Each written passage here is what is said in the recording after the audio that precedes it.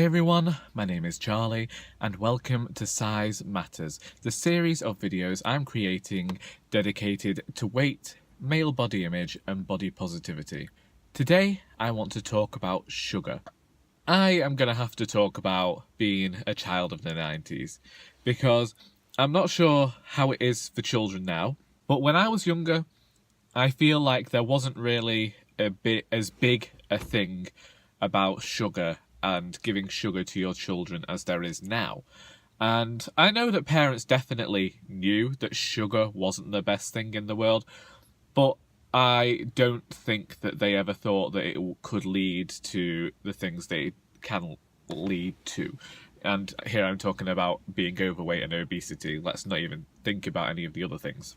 I was part of a family in which when we finished school, our mother would give us a small bag of sweets, I suppose as a reward for getting through the day really, because I think it was at the end of every day. And it was only a small bag, about this big, and it was like the little bags of Haribo you could get, or back in the day, there were those dedicated to Looney Tunes characters. So I think that I quite like getting Bugs Bunny and the Porky Pig ones. But I'm not sure that I cared for any of the other ones. Also, you know, there was every possibility you'd get a Taz, you know, when they made the, like, Freddo with the caramel in. I'm sure it had caramel in. Did it have caramel in? I can't remember, but someone remind me down below. And there were a lot of sugary treats that you would get after school for the walk home. I mean, it was like a 5-minute walk.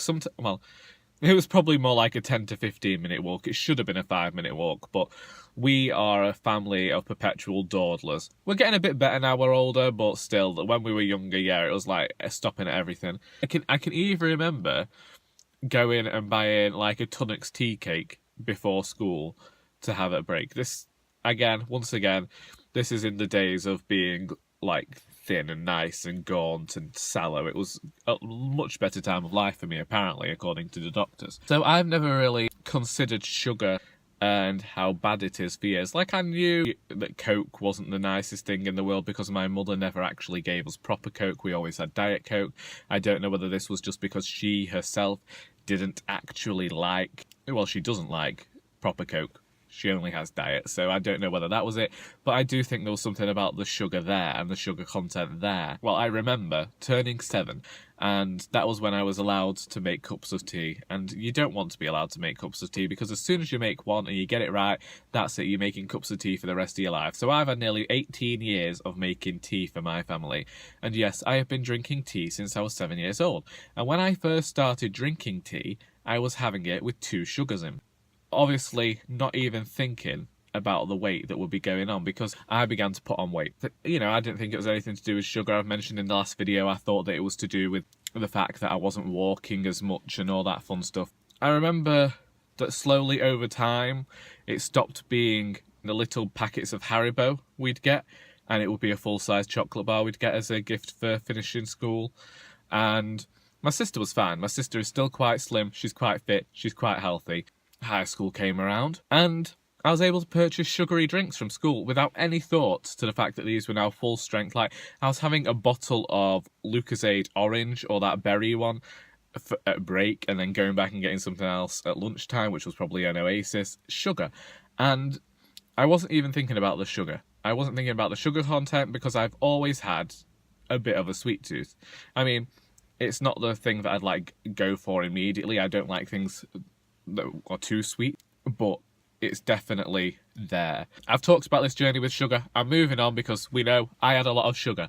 And then basically 2016 came around, and there have been occasions throughout my life, like when I really needed to lose weight as a teenager, that I was having sweetener in my tea, which I've since discovered was probably just as bad because it tricks your body into thinking that that's sugar. At least that's what I garnered from a conversation I had with my good friend Lindsay. By the age of 18, though, I'd stopped sweetener. I didn't like sweetener, I wanted sugar. I didn't want brown bread anymore, I wanted white bread. This was kind of like my teenage rebellion coming out at 18, because I was still fat, I was still large, and it hadn't helped having brown bread instead of white bread throughout my teenage years. And I'd kind of hated the fact that I hadn't been able to eat all these horrible foods that the other teenagers around me had got to eat. 2 years ago, 2016, I mentioned in the last video, I woke up one day and realised I didn't want sugar in my life anymore. So I cut it out. I discovered that all the sugar does when it goes into your body is just turn into fat, and I didn't like that idea. I didn't like the fact that sweeteners would just go into my body and trick it into thinking it was having sugar, so I decided to cut out sugar and to cut out any of these fake diet products that say zero sugar but are just full of sweeteners and artificial things. And so that's what I did straight away, one Sunday morning. Over time, I'd grown to dislike the taste of sugar in my tea, but didn't want to cut it out because I'd been told that sugar was addictive.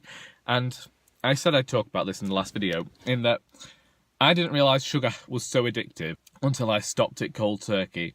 And I was getting really terrible night sweats. I don't know whether this is to do with that.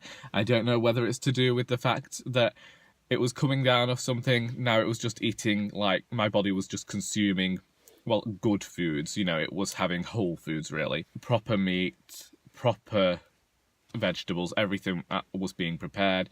It was all fun. It was all good. And I don't know whether my body couldn't handle it, but it started having terrible night sweats. And I can remember just waking up and my bed was absolutely soaked because I couldn't stop sweating. I was hot all of the time as this... I feel like I must have been coming down off sugar. And I know that I was irritable because these were the exact words from my mother. When you start a diet, you turn into a right bastard. One of our friends, Helen, who was our Weight Watcher leader as well, said to me when I'd gone and had lost my first £9, which was the following week. She said, the first thing to go when you start a diet is your sense of humour. I thought, like, the first thing you lose is your sense of humour. I was like, yeah, you're actually quite right. My sense of humour is gone because I was being completely strict. I then didn't have sugar from September 2016 until March 2017, which I thought was quite a good accomplishment for me. And then I was at work, the overtime had started, and one of my volunteers offered me a biscuit. And I'd been able to say no until that point, and I was a bit stressed. I was feeling the weight of being at work. Like, there is still a Saturday from last year where I came into work and the day went that quickly. I have absolutely no recollection of that day at all, no idea what happened, what I did. And it was just that she offered me this biscuit and I was like, okay, I can have one. It's been since September, and I had this one and it was fine. And then I kept avoiding the biscuits. You know, I continued to say no to sugar and I didn't invite it back into my diet immediately straight away, but over time, bits have slipped in here and there where I'm now consuming sugar again, which I knew was going to happen.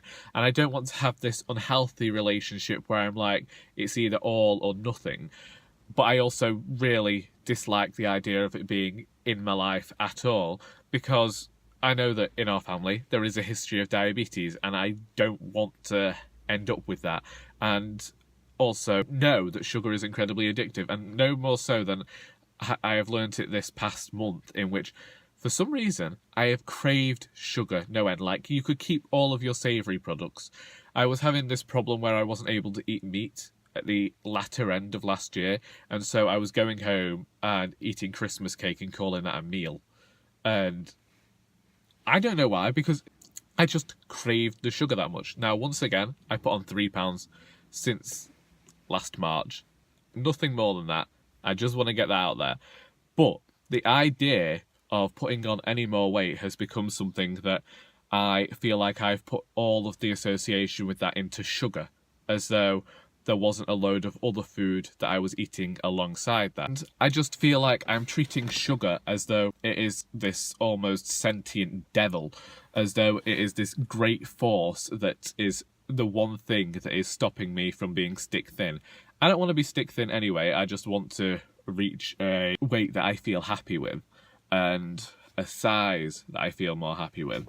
I know that it's not all sugar, and yet I can't help but put this heavy focus on it, which is why it's the second video actually, because I did cut it out and I can't help but feel like since March, since not really losing any more weight, since sticking to this 2.5 stone, I can't help but feel like I've put all of the pressure on this sugar rather than the fact that I could be going out and doing more exercise and I could be doing more, I feel like. I want to know what your thoughts about sugar are.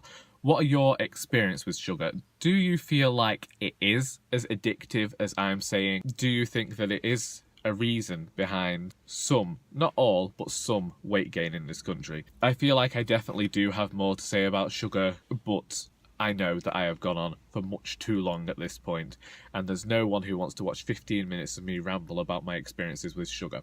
So, let me know your thoughts in the comments. Let's open up this discussion and let's help Charlie figure out just what sugar is doing in his life and whether he can actually build a healthy relationship with it. Anyway, I hope you enjoyed this video, and until next time, that is all.